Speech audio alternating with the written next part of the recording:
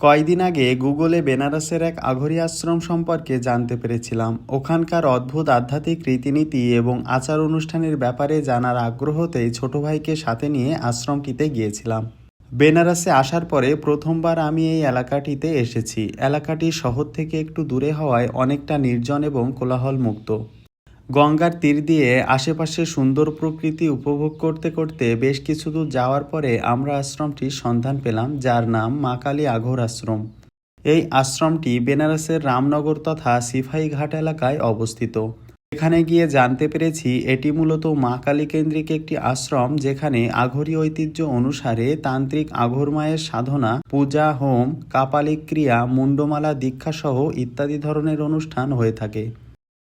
এখানে আঘর মায়ের গলায় মাথার খুলি অর্থাৎ মুন্ডমালা রয়েছে। এছাড়া এখানে তন্ত্র সাধনাও করা হয়, তাই তন্ত্র সাধনার জন্য ব্যবহৃত মাথার খুলি সহ কঙ্কালের বিভিন্ন অংশের হাড় দেখতে পেয়েছি।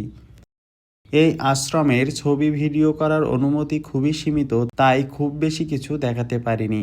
আমরা এখানে বেশ কিছু সময় ছিলাম এবং কিছু নিয়ম কানুন মেনে মায়ের কাছে প্রার্থনা করে সন্ধ্যা হয়ে যাওয়াতে রওনা দিয়েছিলাম হোস্টেলে যাওয়ার উদ্দেশ্যে।